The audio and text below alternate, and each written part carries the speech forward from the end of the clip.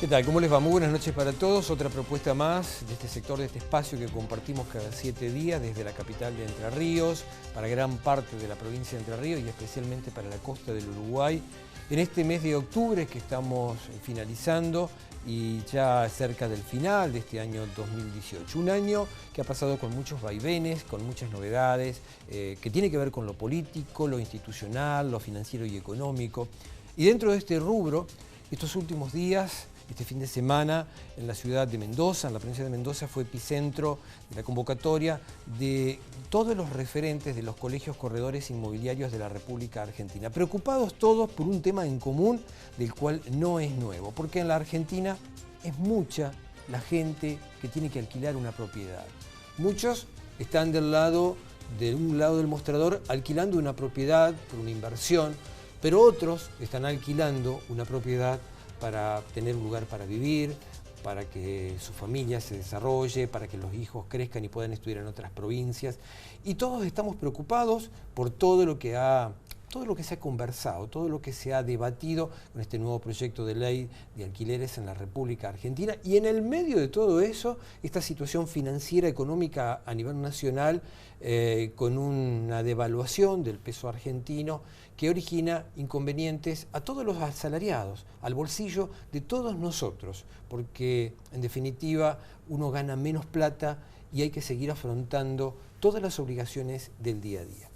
Por la provincia de Entre Ríos estuvo en ese congreso desarrollado en Mendoza el titular del Colegio de Corredores Inmobiliarios y Públicos de Entre Ríos, José María Armándola. José María, buenas noches, gracias por venir a este espacio. Buenas noches, gracias por invitarme, Rodrigo. Bueno, José María, contanos qué es lo más importante que se conversó en Mendoza, donde de alguna manera estuvo todo el país representado ahí, todos los referentes, ¿no? Sí, hubo 29 colegios representados de todo el país. El tema originalmente había sido el tema de la franquicia y del ejercicio ilegal de la profesión, pero fue superado ampliamente por este tema de la reforma de la ley de alquileres, que obviamente se pone en primer plano y a nadie le interesa momentáneamente otra cosa más que participar, opinar, tratar de hacer llegar la opinión del sector, las inconveniencias vistas desde nuestro sector de modificar esta ley de alquileres. ¿Y hubo consenso entre todos? El consenso fue total. Se hizo una declaración de 17 puntos donde lo primero que se comienza diciendo, y es tal vez lo más coherente de todo, es que es una intervención del Estado totalmente innecesaria, totalmente inoportuna, que mete mano en un mercado que está funcionando bien, porque lo hemos verificado en todas las provincias, no hay índice de conflictividad, es decir, que esto es lo mismo en todos lados, entre un 1 y un 2%, y estoy hablando de todo del interior del país. Y eso es insignificante, no es que sea un índice preocupante, al contrario, es un índice de conflictividad insignificante. Quiere decir que el mercado se está manejando perfectamente bien. Vos lo anticipabas, habíamos dialogado antes de viajar, mientras veíamos recién algunas imágenes y fotos del encuentro de Mendoza, que esto era algo inexplicable, porque cuando algo funciona y funciona bien, ¿por qué hay que cambiarlo? ¿Es una cuestión política esto? Es una cuestión política, pero que muchos, si somos políticos, ni siquiera lo entienden, porque muchos políticos que han participado en este gobierno, en esta gestión, y han salido, como con Yats, por ejemplo, él mismo no entiende, leí sus declaraciones, el porqué de este tipo de intervención. Y explica que los mercados que funcionan bien, sobre todo cuando tenemos un país que no está funcionando bien, no hay que tocarlos, hay que dejarlos que sigan funcionando normalmente. Y hay que fortalecer lo que más produce, que sería, por ejemplo, en nuestro caso, el campo, la minería, etcétera, 2 o 3 o 4 cosas que podrían hacer de vectores de desarrollo. Y después tendrá que venir todo lo que es la economía regional para diversificar el país y no ser monotemáticos económicamente y estar esperando una cosecha para ver si nos va bien, o porque nos falló la cosecha pasada con la sequía nos va mal. Bueno, mientras que estamos en todo ese tránsito, no hablemos de la macroeconomía, no hablemos del endeudamiento, no hablemos del gasto público, mientras que se arregla todo eso, lo que está bien, en realidad no hay por qué tocarlo. Es más, no es que no hay por qué tocarlo, es un error tocarlo. José María, lo más importante que la gente que está del otro lado del televisor a lo mejor quiere saber, esto seguramente se va a tocar en los próximos días de noviembre en el Poder Legislativo a nivel nacional, este proyecto, ¿no? Sí, sí. Tenía fecha para el 7 de noviembre, ahora en estos días se está hablando que puede ser el 7 o el 14, o sea que quiere decir que el tema se está debatiendo, se están levantando las voces y no estamos diciendo incoherencias, sino que creo que lo que estamos diciendo son críticas que tienen mucho respaldo, mucha solvencia, basadas en la realidad. Este documento que ustedes emitieron, que también le va a llegar a los legisladores y lo van a ver, seguramente va a obligar a convocarlos a ustedes a dialogar. Sí, sí, nosotros estamos esperando tener una audiencia personal con todos los legisladores entrerrianos y a todos los diputados del país, que son más de 200, a todos les vamos a mandar por carta certificada. Le estamos mandando en este momento, el colegio la está elaborando, saldrán entre mañana o pasado, y van a recibir la opinión de todo el país. Esperemos que haya razonabilidad, porque no beneficia a ninguna de las partes, no beneficia a un inquilino porque va a generar complicaciones, va a volver inestable, va a volver complicado un mercado en el que se estaba desarrollando bien, no beneficia al corredor inmobiliario porque le ordena o le dice qué debe cobrar y qué es lo que no debe cobrar, cosa que también es facultad que no es delegada de las provincias a la Nación, o sea que la Nación no tendría facultades para legislar sobre nuestros honorarios, y tampoco beneficia al propietario, nosotros decimos invitándolo a desinvertir en el mercado inmobiliario. Para que la gente entienda, ¿cuáles son las cosas básicas que cambiarían en este proyecto de ley? Bueno, además de, creo que de 2 años a 3 años un contrato. Y de 2 años a 3 años también es una de las cosas que no beneficia, porque hablan de una supuesta estabilidad, pero también tendrían que sellar con un 50% más, o sea, el sellado aumentaría un 50% porque de 2 años a llevarlo a 3, ese es el porcentaje. Aumentaría la exigencia de garantías, porque en nuestro país, en los últimos 20 o 30 años o más tal vez, nadie puede hablar de que haya habido 3 años de estabilidad, o cualquier economista, aunque sea un premio Nobel, nos puede decir que venga a la Argentina y nos diga en los 3 años siguientes va a pasar esto, esto y esto. Entonces, el aumentar el plazo también aumenta la inseguridad y complica las contrataciones. La indexación ya está vigente en nuestro país, pero el imponerle un tipo especial de indexación, yo creo que por ejemplo, como los veníamos pactando, resulta por abajo de la inflación si aplicamos los índices del IPC y del IBC, combinado daría a lo mejor en un año más de un 40% de aumento, y en este año lo máximo que se ha aplicado es un 30, un 35, y al inicio del año todos creímos que la inflación iba a ser del 15 y tenemos muchísimos contratos celebrados con el 15%. Ni siquiera el alquiler ajustado por UVA es más conveniente. Nosotros decimos que lo casuístico, o sea, el caso a caso, es lo que nos ha dado resultado y es lo que ha generado hasta ahora en Entre Ríos y en todo el interior del país buenas relaciones entre inquilinos y propietarios. También, o sea que si se quiere poner algo que sea obligatorio, y bueno, habrá que cumplirlo, tampoco eso está fuera, es una cuestión ilegal, ni es inconstitucional, ni nada por el estilo, pero también nos parece inoportuno. ¿Qué pasa con la gente que ha tenido que renovar contratos, a ver, en los últimos 3 meses o en estos días? En los que han tenido que renovar contrato, en este momento el tan criticado mercado juega a favor del inquilino, porque hay mucha oferta, entonces nadie puede poner el precio que se le antoja, ni decir si no me lo alquilas, si no me pagas tanto no te lo alquilo, porque sencillamente va a recibir esta respuesta: muchas gracias, me voy a buscar otra cosa a otro lado, y hasta que consiga lo que está a precio razonable. O sea que tenemos la suba de los alquileres hoy, ni siquiera acompaña la inflación, porque esta inflación que se produjo en estos últimos 3 o 4 meses nadie la tenía prevista y tampoco nadie lo puede pagar. Entonces se adapta a una suba más o menos intermedia. Se usa el sentido común, en otras palabras. Se usa el sentido común. todos sabemos que los propietarios han perdido rentabilidad en esa inversión, y también sabemos que los salarios no acompañan a la inflación. Entonces tenemos que sentarnos, como lo hacemos, esa es la casuística, caso a caso, charlando, y siempre encontramos razonabilidad de ambas partes, cuando obviamente ninguna de las partes se pone en un extremo, ¿no? Pero en general se llega a buenos acuerdos. José María, y en estos días, en todo este contexto de inflación, la devaluación del peso, ¿qué pasa en Paraná? ¿Qué pasa en Entre Ríos? ¿Se vende más? ¿El mercado está sin moverse? ¿Cómo lo podés describir? Bueno, hoy quien pueda entrar al ladrillo, salir del peso y entrar al ladrillo, yo creo que hace un excelente negocio.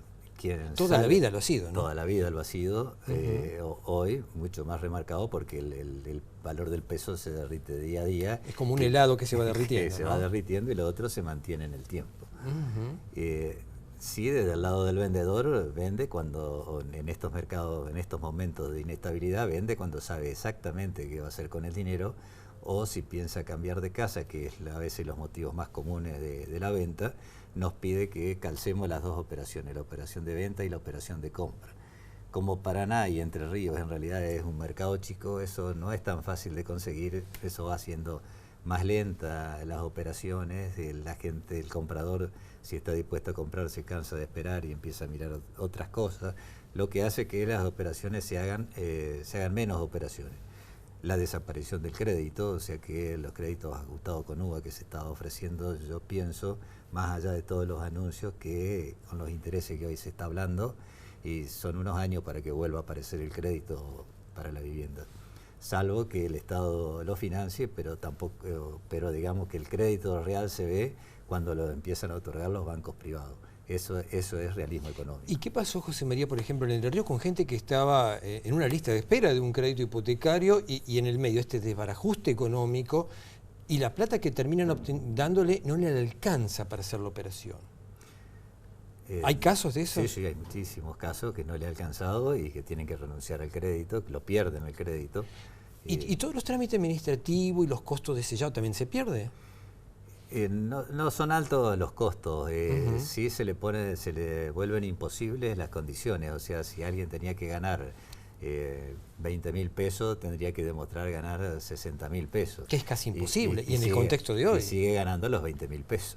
Y con la recesión que hay, más los despidos que estamos viendo, ¿no? El último caso que tuve, la cuota, cuando la persona fue a empezar a tramitar el crédito, la cuota tentativa era entre 6.000 y 7.000 pesos por 1.200.000, 1.500.000, y cuando fue a concretar, la cuota era de 18.000 pesos y tuvo que renunciar directamente. Imposible de pagar. ¿No pudo avanzar en esto? No. Con estos intereses y con alta inflación, ningún crédito es posible, por supuesto.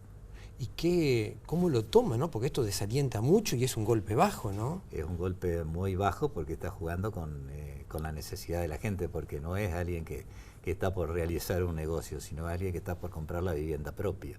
Y eso es, a nuestra cultura latina que tenemos, es una de las mayores aspiraciones a tener el techo propio. Nos genera, aunque tengamos que estar pagando un crédito, pero nos genera la tranquilidad de vivir en lo nuestro. José María, vos que hace tantos años estás en esto, ¿esto es peor que lo del 2001? No, hasta ahora no.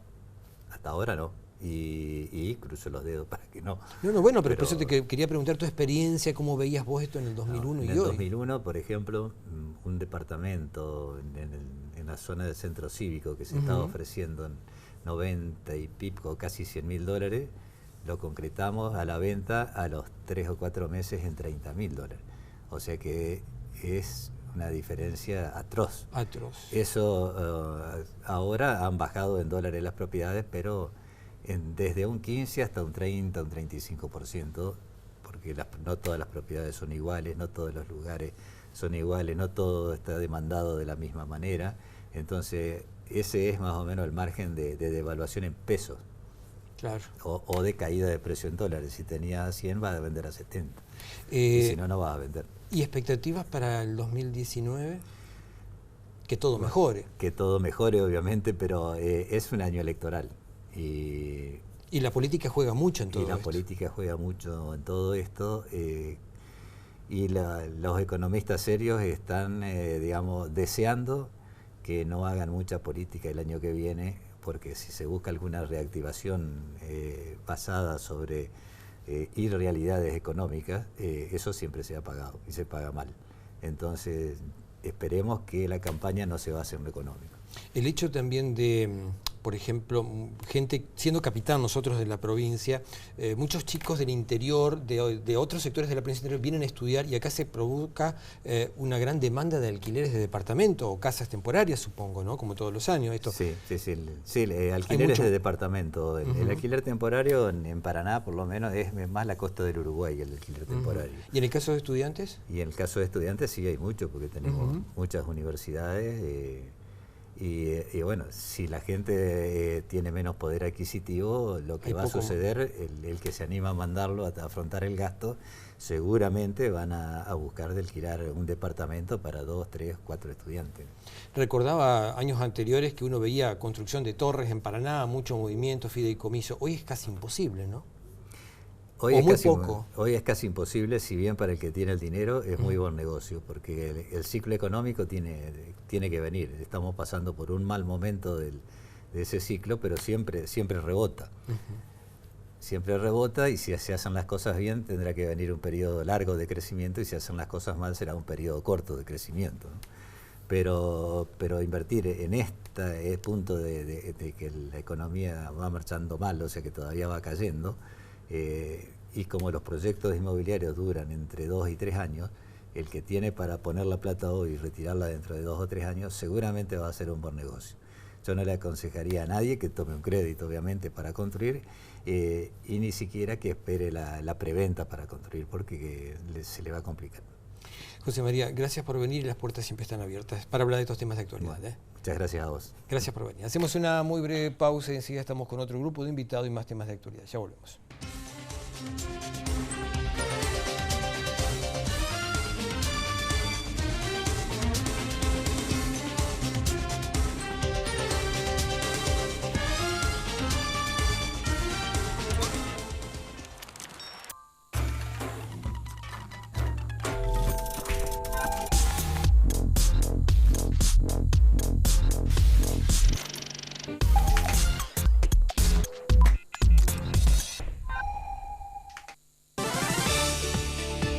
Somos Noticias, para saber lo que pasa cerca de tu casa. En la primera edición a las 13, toda la información en vivo, los temas de los que está hablando la ciudad, las historias que te conmueven. Somos Noticias, segunda edición a las 20. Un resumen completo en el regreso a casa, las mejores imágenes, los testimonios del momento, y también a la medianoche para terminar el día bien informado. Somos Noticias a las 13, a las 20 y a la medianoche por Somos Paraná.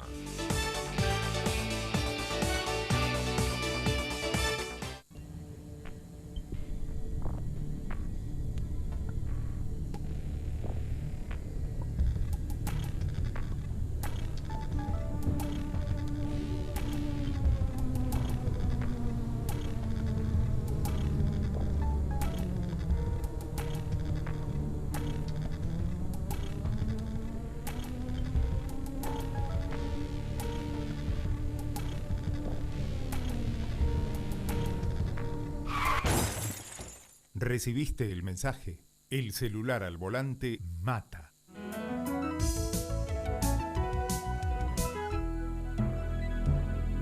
Luchemos por la vida.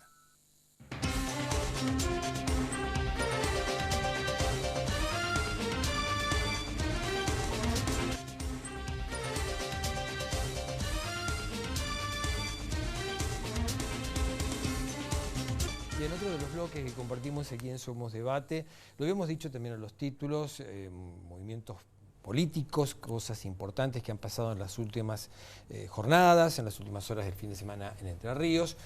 Y el radicalismo durante gran parte del mes de octubre tuvo todo tipo de negociaciones para evitar que haya una interna a nivel provincial en la conducción.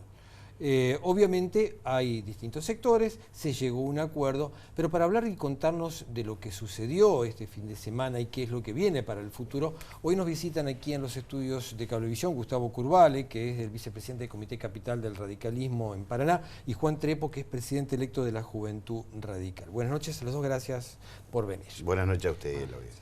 Gustavo, bueno, lo hemos hablado en otras oportunidades, pero durante gran parte del mes hubo negociaciones para evitar una interna en lo que es Comité Provincia, ¿no? Sí, y se llegó a un buen arreglo, siempre pendiente, ¿no?, de que ese arreglo sirva para preparar equipos, para preparar proyectos y para prepararnos para gobernar la provincia de Entre Ríos.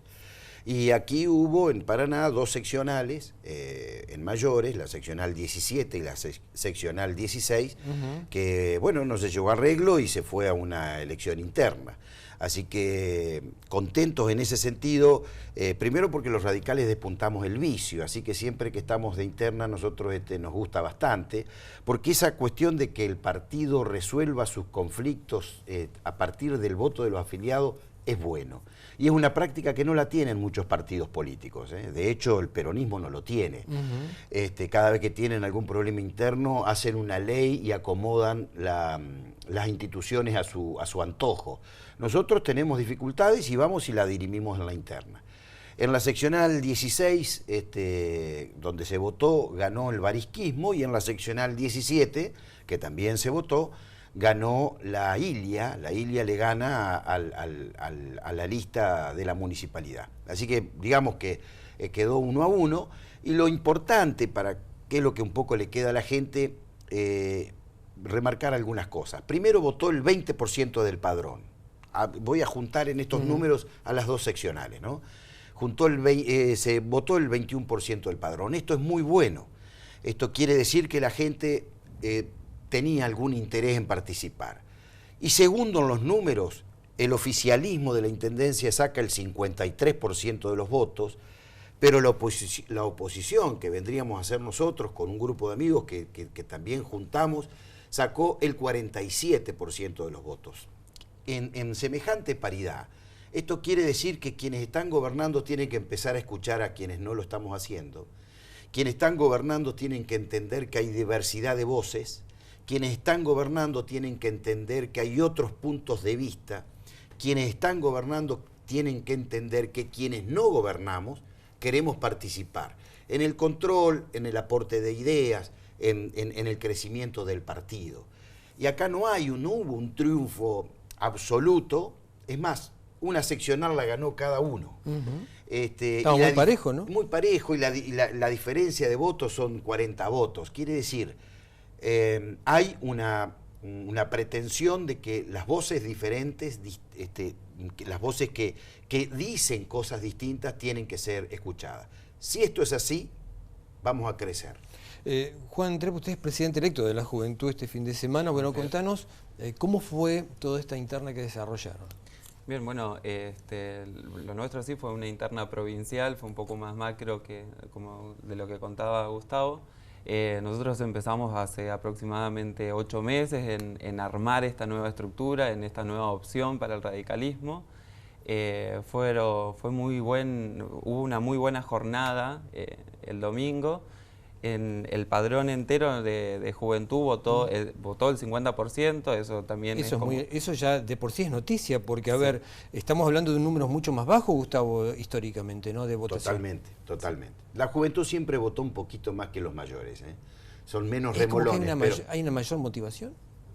Y Dios quiera, porque si nosotros no tenemos jóvenes, estamos complicados. Ya, no tenemos futuro. Estamos complicados. Y en el caso, contanos, Juan, ¿cómo fue? ¿Es tipo timbreo, diálogos, reuniones? Nosotros, las personas que conformamos parte de la Juventud Radical Activa, que es mi grupo, el cual ganó, somos chicos responsables y activos dentro de la organización que conocemos la idiosincrasia por ahí de la provincia y venimos militando hace mucho tiempo. Así que bueno, sí, obviamente nosotros hicimos una gran recorrida provincial llevando nuestra propuesta invitando a los chicos que se sumen, y efectivamente eso sucedió. Logramos crear una opción para el radicalismo muy sólida, estructurada, con ideas claras, y bueno, eso se vio reflejado el domingo en las elecciones. Bueno, y de ahora en más, ¿cuál es el mayor desafío? De ahora en más, el mayor desafío es realmente revalidar al Comité de Juventud en la cuestión que está vinculada a la autonomía. Nosotros tenemos muchísimas ganas de comenzar a participar realmente en la toma de decisiones del comité. Creemos y estamos seguros de que la transformación de la sociedad viene a través de la militancia en los partidos políticos y bueno, queremos dotar de compromiso y de responsabilidad al Comité de Juventud, que hace mucho tiempo viene bastante quieto dentro del partido. Gustavo, y a nivel provincia, el actual, bueno, quien estaba a cargo de la Unión Cívica Radical era el intendente de Chajarí, ahora va a ser otro hombre del interior como es Villa Elisa. Claro, el intendente de Villa Elisa. Pero hay un dato que por ahí se conoce poco en política. La Unión Cívica Radical, Cambiemos en general. Es decir, nosotros tenemos la tendencia, la mayoría son de la Unión Cívica Radical, pero digo, Cambiemos en general, tienen 650 concejales y muchos de ellos son jóvenes, muchísimos de ellos son jóvenes. Digo porque a veces el televidente prende los noticieros y ve que la política es la parte mala, ¿no? La política es la parte de los cuadernos, la política es que estructuran un grupo mafioso desde una provincia del sur del país y después ganan la nación y nos roban todo un PBI de la República Argentina. Pero la política también es esta otra cosa que hay que empezar a ver, ¿no? Esa cosa de trabajar todos los días a partir de cualquier edad y sobre todo los jóvenes, trabajar todos los días con una visión y con una forma de entender la sociedad que la da únicamente los espacios políticos. Entonces, esto también es bueno que se entienda y es bueno que se reconozca que no toda la política es sucia, baja y de negocios, sino que también hay una enorme cantidad de gente que con principios y con honor milita todos los días para que el otro esté mejor. Y esto es muy bueno, digamos, ¿no? Usted habló hoy de la posibilidad de que queremos gobernar, que queremos tener participación. ¿Ustedes creen que el radicalismo puede ser una opción y válida y certera para el año que viene, dentro del año electoral que viene? Yo estoy seguro que tiene que ser así. Pero aparte, si no es así, esta provincia se va al tacho. Ya no tiene más capacidad de endeudamiento, ya no tiene más capacidad para tirar para adelante los problemas de salud, ya no tiene más capacidad para empezar a resolver el problema que tiene con la caja de jubilaciones, ya no tiene más capacidad para resolver los problemas que tiene en la docencia, ya no tiene más capacidad para resolver las cooperadoras de las escuelas, sostener el sistema educativo. Hoy la infraestructura de sanidad la sostienen las cooperadoras en las escuelas. Son las cooperadoras las que compran la lavandina, digamos, para que nos entendamos. Esa provincia ya no es más viable. Podrá tener mucha cara de bueno el gobernador, pero la verdad tiene una enorme ineficiencia. Entonces nosotros lo que necesitamos es empezar a preparar los proyectos, y le traigo como noticia que el 16 del mes que viene empezamos a armar nuestros proyectos de gobierno, porque nos tenemos que preparar, porque si no, esta provincia que tiene todo, que tiene absolutamente todo para poder crecer, es una de las provincias que llegó a estar cuarta en el concierto del país y hoy es una de las últimas. Es decir, nosotros tenemos una posibilidad productiva extraordinaria, estamos cerca del Mercosur, estamos vinculados con los ríos, estamos vinculados con Santa Fe y Córdoba. Digo, nosotros tenemos una potencialidad. Ahora tenemos que sacar esta dirigencia ordinaria que nos está gobernando y empezar a conformar proyectos serios de transformación, de crecimiento. Juan, ayer 30 de octubre se recordó lo que es casi 35 años del comienzo de la democracia, con el día que Raúl Alfonsín ganó las elecciones. Supongo que en algún momento dentro de la juventud esto también se habrá debatido, se habrá mostrado, porque muchos de ustedes son muy jóvenes, y a partir de esto, ¿qué objetivos y qué necesidades se imponen de trabajo ustedes a través de la juventud? Uno de los principales objetivos para nosotros es poder ayornar a nuestro partido a las demandas sociales. Es nuestra responsabilidad como comité de juventud poder atender y entender las manifestaciones sociales que hay. Creemos que por ahí a nuestro partido le hace falta este oído juvenil para poder empezar a tener la participación que necesita nuestro partido en la sociedad. Y sabemos que, bueno, en virtud de lo que Gustavo recién estaba diciendo, de la opción de que el radicalismo sea una opción para el año que viene, nosotros pensamos contribuir de esta manera, ayornando nuestro partido y poder lograr realmente que el radicalismo sea una opción de gobierno en el 2019. ¿Cómo ven todo lo que pasa en la Argentina, todo esto que se ha ventilado, la causa de los cuadernos, la gente que por ahí comienza a descreer a veces del político, producto de todo lo que hemos vivido en los últimos 12 años? Nosotros creemos que acá hay un grave error, que es la naturalización de estos hechos y de vincular a estos hechos con la política directamente, y esa es nuestra responsabilidad, poder revertir, que se deje de naturalizar estas situaciones. Desde nuestro comité nos oponemos rotundamente a la naturalización y vamos a trabajar mucho desde una perspectiva crítica ante todas estas situaciones. Es la herramienta. Evidentemente esto a veces la gente llama la atención, todo esto que ha pasado, ¿no, Gustavo? Sí, pero nosotros tenemos una democracia que viene para quedarse.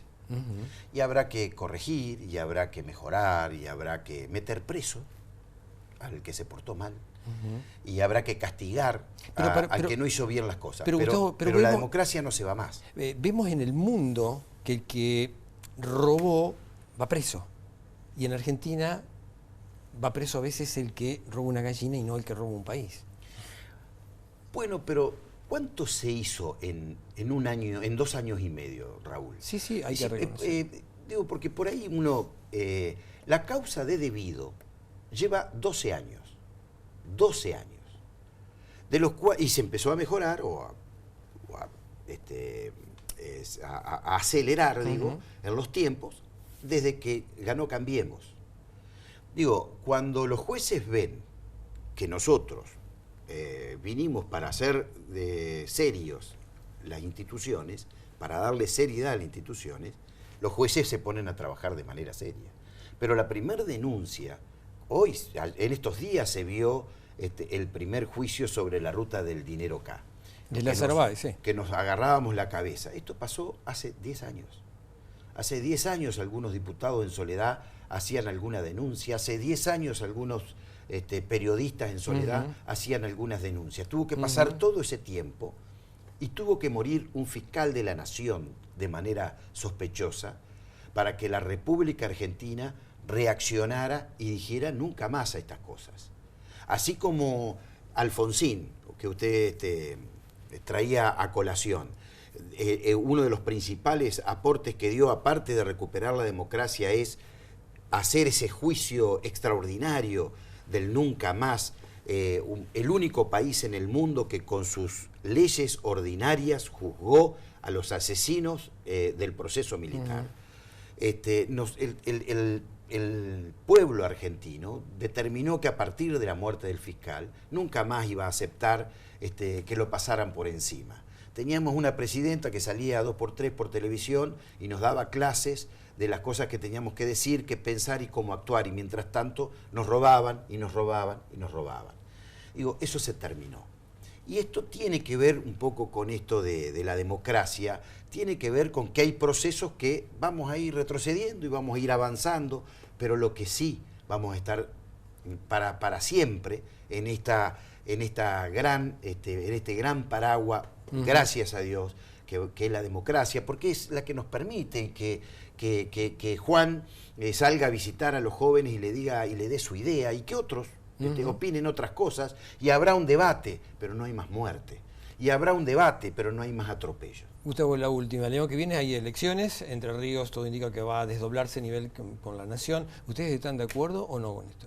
Con la fecha de desdoblar. Bueno, en realidad nosotros no vamos a tener mucho poder de opinión. Todavía el peronismo tiene la mayoría. Yo creo que vamos a un desdoblamiento. Me parece que ese es el objetivo. En función de eso, y ya lo libero a Juan en este planteo, digo, lo hago a nivel personal. Nosotros creemos que Atilio Benedetti es la persona que tiene que gobernar la provincia de Entre Ríos, y en base a esos equipos hay que ir armando, y esas ideas hay que ir armando. Yo creo que vamos a un adelantamiento. El entrerriano se tiene que preparar a 4 o 5 elecciones para el año que viene. Gustavo Curvale y Juan Trépole, agradezco la visita aquí a los estudios de Cablevisión. A usted. Gracias. Gracias por venir. Hacemos una breve pausa y ya volvemos con más temas de actualidad y más invitados. Ya regresamos.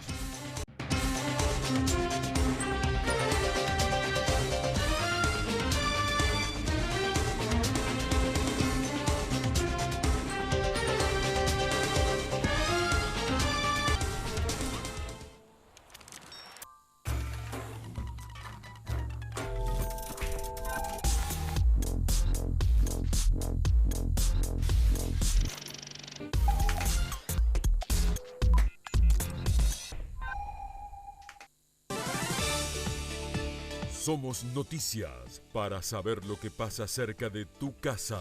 En la primera edición a las 13, toda la información en vivo, los temas de los que está hablando la ciudad, las historias que te conmueven. Somos Noticias, segunda edición a las 20. Un resumen completo en el regreso a casa, las mejores imágenes, los testimonios del momento y también a la medianoche para terminar el día bien informado. Somos Noticias a las 13, a las 20 y a la medianoche por Somos Paraná.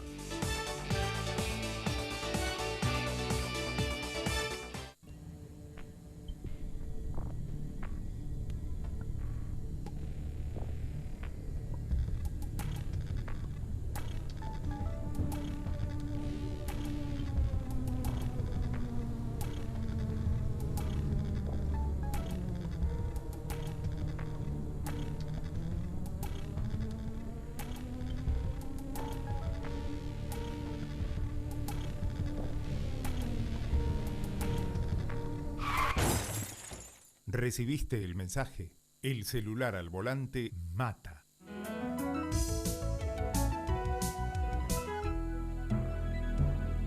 Luchemos por la vida.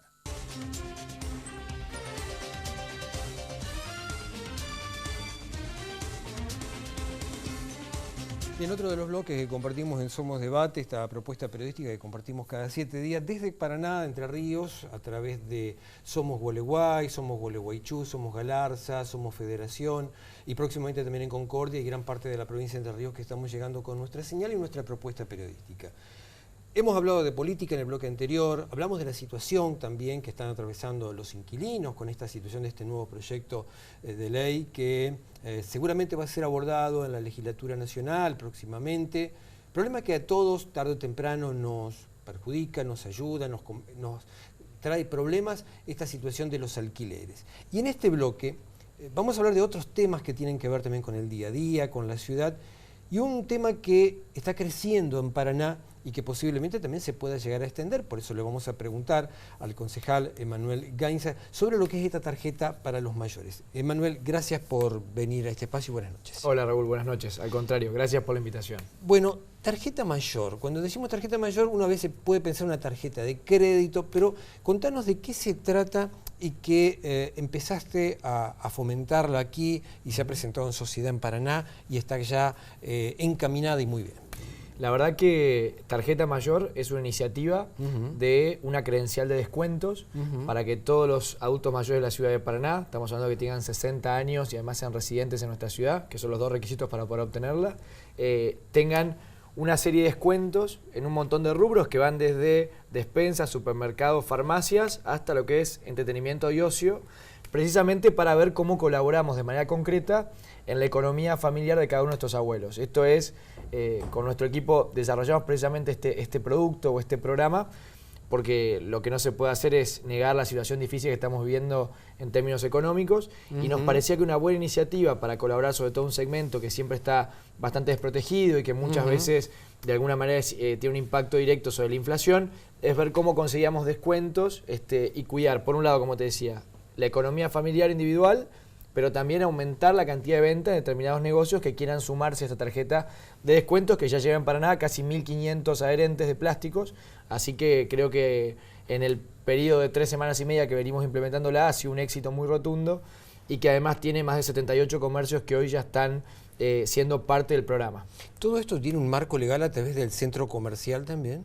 Nosotros nos hemos juntado con el centro comercial, de hecho estuve con Jorge López, su presidente, y planificamos para la semana que viene una reunión con todo el directorio para que también se convoque y se invite a todos los miembros del centro comercial, así quieren sumarse a esta iniciativa, pero además de eso, contarte que gran parte de los comercios de Paraná, a la primera propuesta que nosotros le hicimos, han tenido muy buena predisposición y colaboración, no solo implementarla, sino entender el rol social de la tarjeta, ¿no? Porque digo, nosotros hicimos una credencial de descuento que no maneja dinero, que no maneja crédito, es simplemente una credencial con los datos del adulto mayor, y cuando este adulto mayor va al comercio, en caso que sea 2x1, 20%, 10%, 15% de descuento, al acreditar su identidad se le aplica directamente el descuento, con lo cual no hay un manejo de dinero con la tarjeta, nada, pero sí te diría que es importante que en un momento difícil como que estamos atravesando, cualquier iniciativa que colabore con la economía familiar y con entender que hay muchos argentinos que la estaban pasando mal y que tenemos que estar presentes, me parecía que era una buena forma de, te diría, estar, pero sobre todo acompañar, ¿no? Esta es la forma que tenemos con la tarjeta. ¿Cómo se financia o cómo se absorbe ese beneficio que hay que hacer hincapié que es para el adulto mayor y que además resida en la ciudad, que son dos datos básicos, ¿no? Exactamente. Bueno, primero, la tarjeta hoy tiene un ámbito de acción que está limitado a la ciudad de Paraná. Nosotros hemos llevado adelante esta iniciativa con una ONG que es la Red Nacional de Adultos Mayores, que de alguna manera lo que busca es Red Nacional de Padrinazgo de Adultos Mayores, que son legisladores nacionales, diputados, te diría referentes de la política, que tenemos un compromiso muy importante con respecto a lo que es el adulto mayor, digamos, este segmento etario. Y por otro lado, en realidad lo que hacemos es, nos sentamos con el comercio, le decimos, bueno, ¿qué día puedes tener algún tipo de descuento o qué tipo de producto nosotros podemos colaborar para que aumente tu venta? Y a partir de ahí, el comercio propone y nosotros lo difundimos con los adultos mayores, con lo cual no hay una red de absorción, digamos, de un costo, sino que el propio comercio es quien propone cuál puede ser el beneficio.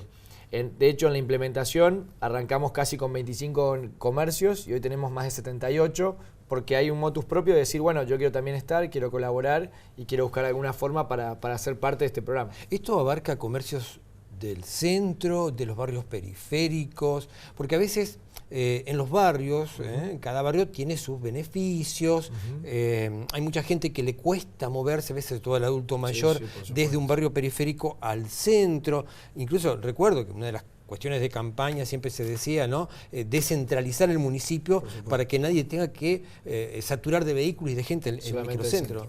Bueno, nosotros para dar respuesta a esa necesidad, lo que hemos desarrollado es un operativo móvil que está circulando por distintas comisiones vecinales, clubes de barrio, centros de jubilados. De hecho, esta semana estuvo en Bajada Grande, hoy, mañana y pasado va a estar la comisión Fe y Esperanza en la ciudad de Paraná.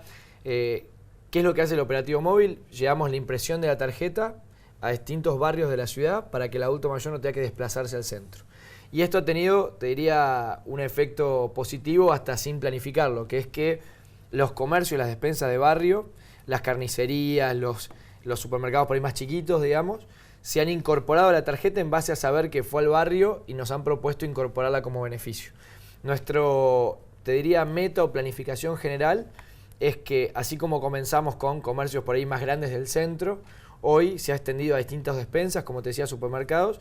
Invitamos y propiciamos a que cualquier comerciante, no importa que su negocio o su comercio sea pequeño, si tiene alguna posibilidad de generar algún tipo de descuento, sea por ejemplo hay 10% con pago en efectivo en algunas despensas o en determinados rubros como son carnicerías o verdulerías, que se comunique con nosotros porque es una buena herramienta para aumentar la cantidad de beneficiarios, pero además en un contexto de venta difícil, aumentar la cantidad de egresos o de cantidad de clientes que tiene un negocio en particular, ¿no? Bueno, y evidentemente en muchos negocios, a veces en muchos barrios todavía parece una cosa extraña, pero en Paraná pasa que existe la tradicional libreta o tarjeta. Sí, la libreta almacenero. Claro, porque a ver, la crisis, aparte de la gente que es del barrio, gente adulta, que ha vivido toda su vida, acá días pasados en un programa, el titular del Centro Almacenero nos contaba que todavía parece algo llamativo y difícil de comprender pero aquel a veces que necesita bajar de un colectivo después de trabajar, ir a comprar 100 gramos de fiambre y algo básico para comer 1 o 2 días, y se lo anotan todavía. Sí, hay una parte de fiado que todavía existe, digamos, ¿no? Bueno, eso tiene que ver un poco con cómo nosotros incorporamos a todo este segmento de comercios más barriales, digamos, a la tarjeta. Como el servicio es totalmente gratuito y solamente necesitamos un convenio de una propuesta del comercio para sumarlo al programa, nosotros así tenemos la posibilidad de ampliar y aumentar la cantidad de ofertas que tiene dentro de la tarjeta. Como te decía, va desde lo más básico y elemental que tiene impacto en el bolsillo del adulto mayor, como son lo que te decía, farmacia, una despensa o un supermercado, hasta lo que tiene que ver con ocio y recreación. Estamos hablando de 2x1 en cine los días lunes, digo, hay roticerías tradicionales de la ciudad de Paraná muy importantes que son parte de la red, hasta hay una aplicación de venta por internet que te hace 10% de descuento en cualquier producto que vos quieras consumir, con lo cual digo, hasta ahora el desarrollo de la tarjeta ha sido muy positivo. Y lo que yo he visto también es una muy buena recepción de los adultos mayores para participar en esta como otras iniciativas que venimos llevando adelante. Hace menos de 2 semanas hicimos la fiesta de disfraces de adultos mayores en el Club Recreativo en Paraná, con más de 1000 abuelos que participaron. Las tradicionales colonias de vacaciones, lo que venimos haciendo para las cajas con exclusividad de los supermercados. Digo, creo que este producto o este programa de la tarjeta de alguna manera viene a continuar una serie de trabajos que venimos llevando adelante por más de 3 años desde que asumimos. Creo que es un segmento que yo invito al resto de la dirigencia política o al resto de los que tienen la posibilidad de tener un cargo de gestión a que nos ocupemos en poner sobre la mesa el tema de los adultos mayores. Digo, es un tema importante, como así también lo que hemos hecho en primera infancia, que creo que son los 2 grandes eslabones que muchas veces la política deja detrás y que nosotros queremos no solo reivindicar, sino darle herramientas concretas, no de lo discursivo, sino de la acción. Es relevante. Hablando de herramientas, tengo entendido que mañana jueves ustedes están capacitando y enseñando y ayudando a emprendedores en Paraná, ¿no? Exactamente. Bueno, yo creo que una de las grandes cualidades que tiene nuestra ciudad es la calidad y el talento de nuestra gente. Yo siempre encuentro muchísimos ejemplos que dan orgullo donde paranaenses de lo individual han logrado un reconocimiento nacional o ser revolucionarios dentro de un segmento determinado, de un rubro determinado, y precisamente en esa objetivo, lógica de liberar el potencial de la ciudad de Paraná y de su gente, es que generamos un programa que se llama Paraná Emprende.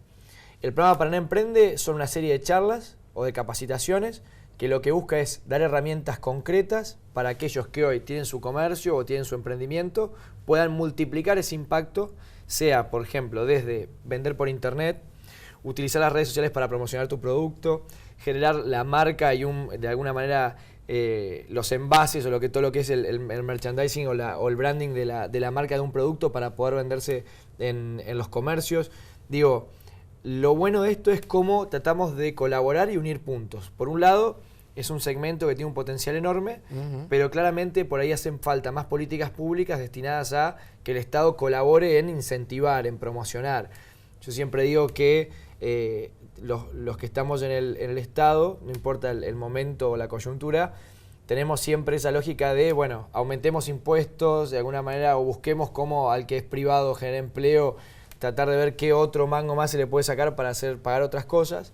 Y a mí lo que me parece es que en un contexto como el que estamos y en una ciudad que tiene un atraso en términos de desarrollo económico muy importante, lo primero que tiene que hacer el Estado es ver cómo genera empleo, cómo genera trabajo y cómo a la persona que está mirando en su casa, que tiene su emprendimiento, su pequeño negocio, su pyme, siente que por primera vez o en algún momento el Estado lo acompaña y le dice, bueno, ¿cómo te ayudo? Digo, es valioso lo que vos haces. Y en esa línea, que por ahí bueno tiene que ver más con el pensamiento, la visión que cada uno tiene para su ciudad, Paraná Emprende mañana tiene la segunda jornada donde, te cuento un comentario, pero cuando arrancamos el programa pensamos que no íbamos a superar los 15 inscriptos en la primera charla. Bueno, tuvimos casi 40 que se inscribieron en 48 horas. En 2 semanas que hicimos la invitación, tenemos más de 120 emprendedores que van a participar el día de mañana a las 18 horas en el Salón Coliseo de la segunda capacitación. Y esto implica también que después quede un vínculo entre ellos, que se compartan experiencias. Digo, teníamos un emprendedor que se ocupa de hacer envases e impresiones. Bueno, otro que genera un producto artesanal encontró quien le haga las impresiones de envase de su marca. Claro. Digo, esa sinergia enriquece, es positivo y vuelvo al concepto del principio.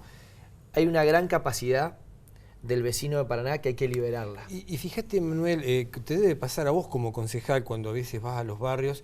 En barrios periféricos a veces se descubren pequeños emprendedores. Cosas tremendas. Desde aquel que hace, no sé, un dulce artesanal, pero que no tiene el envase del frasco, que tuvo que ir a comprarlo a Buenos Aires, que me lo contaba uno, y bueno, y tuvo que hacer una inversión grande cuando en Paraná, en otro barrio de Paraná, hay gente que moldea vidrio y que se lo puede hacer. Son dos ejemplos extremos que hay mucha gente que vive de esto y que no tiene un trabajo fijo y ha empezado a desarrollar esto como una pyme, como una pequeña y mediana empresa. Y estos cursos creo que deben ser abrir una puerta para conocer a un colega, intercambiar opiniones. Y te puse el ejemplo de los frascos de vidrio y se puede extender a muchas otras cosas en Paraná esto. Yo estoy convencido de que en la capacidad de nuestra gente está el futuro de la ciudad de Paraná. Yo estoy convencido de que si nosotros podemos de alguna manera ayudar a que esa capacidad, como vos me decís, bueno, un emprendedor que genera un dulce y cuando vos lo probás es 10 veces más rico y a su vez 10 veces más barato. Y sin conservantes. Sin conservantes, más natural que un dulce que uno puede comprar en un supermercado. Y si a ese productor o emprendedor vos lo ayudás a que tenga el envase correcto, a que pueda venderlo por internet o por redes sociales que hoy tiene costo cero, vas a ver cómo nosotros vamos retroalimentando en una lógica que claramente busca un crecimiento que sea real. Ahora, ¿qué falta para despegar de eso? Bueno, lo primero creo que la política entienda que este es el camino, ¿no? Esto que yo te decía de quien tiene un comercio, quien contrata a un empleado para que lo atienda, quien tiene un emprendimiento y compra una máquina para poder fabricar un determinado producto, quien de alguna manera pone su esfuerzo, pero también lo que tienen a arriesgar para poder generar, me parece que tiene que ser el primero que el Estado valore, ¿no? En términos de decir, bueno, esto yo te digo, yo necesito generar empleo como una ciudad como Paraná. Necesito además aumentar el nivel de recaudación sin necesidad de aumentar impuestos. Yo hago lo que la cantidad de cosas que se generan en la ciudad aumenten, se multipliquen. Entonces, lo primero que yo te diría, que es lo que estamos tratando de hacer con esto de que en cada discurso o intervención hablemos sobre el tema de emprendedores, es poner en la agenda pública la necesidad de que el sector privado tenga una colaboración del Estado, ¿no? Que nosotros empujemos eso para que crezca más. Y en segundo lugar, lo que te decía también hace un ratito, que es cómo no atosigamos, digamos, o de golpe le vamos con todos los requisitos o con todos los impuestos a quien recién emprende y arranca. Vos fíjate, Manuel, que en el marco de la región centro, si nos comparamos con Córdoba y Santa Fe, siempre estamos detrás. Muchísimo. Muchísimo. Y si nos comparamos con el resto de Entre Ríos, vemos que, por decirte algo, no sé, la industria termal en Villa Elisa ha crecido. Ha generado muchísimo turismo, por supuesto. Federación lo mismo, Gualeguaychú. Hasta Concepción del Uruguay, con sus fiestas tradicionales. Digo, vos decías un ejemplo, la región centro en términos de provincias. Vamos al caso Paraná, que me parece relevante. Comparémoslo con Santa Fe. Cuando uno busca las estadísticas de nuestra ciudad con respecto a cantidad de empleo privado generado en los últimos 15 años, cuando busca la estadística de inversiones de sectores privados, incluso negocios que vienen de Buenos Aires, de Rosario, que si están en Santa Fe, en el comparativo con la ciudad de Paraná, se va a dar cuenta de que nosotros estamos muy por debajo del promedio en esos dos grandes campos. Y fíjate que, si uno toma hasta el último índice de medición del INDEC, la ciudad de Paraná es una de las ciudades con mayor desocupación y sobre todo juvenil de la región centro. Entonces digo, teniendo esos datos de indicadores, claramente lo que tenemos que empezar a hacer es cómo potenciamos las capacidades. Y yo estoy convencido de que Paraná no tiene menos gente calificada o con menos potencial en términos de capacidades que la que tiene Santa Fe. Lo que hay que hacer es que las condiciones aumenten para que la eficacia y las posibilidades de quienes estamos en esta ciudad puedan tener otro destino. Y esto se hace con planificación, se hace con decisión política, como yo te decía también, de definir cuál va a ser el perfil de nuestra ciudad. Eso me parece que es algo que yo entiendo que hay cosas que siempre son urgentes y que tenemos que estar encima, pero parte de lo que nosotros venimos haciendo con un programa llamado Paraná 2030, que es esto de que los vecinos en diferentes ejes planifiquen propuestas para el futuro de la ciudad, me parece que es central. Si nosotros decidimos que Paraná tiene que ser una ciudad turística, a partir de ahí, primer dato, no podemos pensar no solamente como la ciudad de Paraná. Está Coña Avellaneda, San Benito, Oro Verde y también Santa Fe, un conglomerado de 1 millón de personas. Tenemos que ver cómo se planifica para que nuestra ciudad tenga un rol entre esas 4. Si decimos que va a ser una ciudad turística, ¿qué va a ser? ¿Un turismo de convenciones? ¿Un turismo de verano? ¿Va a ser un turismo de carnaval, como han hecho otras ciudades? Digo, y a partir de ahí, todas las herramientas del Estado tienen que estar puestas a que esa planificación funcione. Entonces, digo, no es lo mismo una ciudad, cómo tiene que cuidar su espacio público, si es una ciudad turística, así es una ciudad industrial. No porque uno sea menos importante que la otra, digo en cómo definimos el norte. Y digamos, lamentablemente, fíjate que recién por primera vez, hace muy poco, tenemos este centro de convenciones como para un lugar para 2.000 personas, que esto tenemos que haberlo tenido 15, 20 años atrás, ¿no? Muchísimo antes. Eso es un ejemplo, creo que lo Y uno de los grandes desafíos, Raúl, es, por ejemplo, nuestra belleza paisajística en Paraná. Que es admirada por todo, y nosotros no la valoramos a veces. Nosotros mismos, me parece. Porque estamos todos los días acá y no nos damos cuenta. Tenemos que volverla a poner en valor. Sí. Pero además algo que yo te quería decir que es, nuestra ciudad no puede ser solamente sinónimo de barranca, río y parque, por más orgullo que tengamos. Porque a eso tenemos que complementarlo con todo esto que te digo, las capacidades de nuestra gente. Sí, sí. Estamos orgullosos de eso, pero también tenemos que estar orgullosos de lo que hemos construido como ciudad en base a ese gran capital natural. Así que nosotros vamos a seguir trabajando en esta línea, creo que hay muchas cosas para hacer por la ciudad y vamos a seguir sobre todo renovando el esfuerzo para que estos temas que por ahí no siempre están en la agenda pública estén presentes y podamos colaborar cada uno de su lugar. Emanuel, en 30 segundos, Sí, hay mucha por favor. gente que por ahí siempre dice, bueno, los problemas de siempre de Paraná, los pozos y las cosas, pero algo se está haciendo y se están haciendo cosas. ¿Qué mensaje le dejás a la opinión pública y al vecino de nuestra ciudad como mensaje final? Sí, bueno, lo primero, yo creo que el déficit de servicio de nuestra ciudad es un déficit histórico de mucho tiempo y por ahí es parte de lo que vos decías recién, son problemas constantes que hay que ver cómo de alguna manera se puede, y por eso la importancia de planificar, darle una solución más del siglo XXI a problemas que vienen del siglo XX. Pero lo que yo le diría a la gente también es que obviamente lo primero que hay que hacer para resolver un problema es reconocerlo. Y creo que la dirigencia política hoy está dando ese paso y bueno, ahora estamos muy próximos a que haya posibilidades de que se adelante las elecciones, como vos hablabas en el bloque anterior. Me parece que es importante que la gente tenga muchas opciones y sobre todo que quienes integramos fuerzas políticas podamos presentar un plan de propuestas, ¿no? Más allá de la cuestión de plataforma, etcétera, pero sí que le digamos con mucha claridad cuál es nuestra propuesta para solucionar los 3-4 problemas centrales de la ciudad de Paraná. Alumbrado, barrido, limpieza, los servicios básicos, pero sin descuidar la necesidad de una visión a futuro.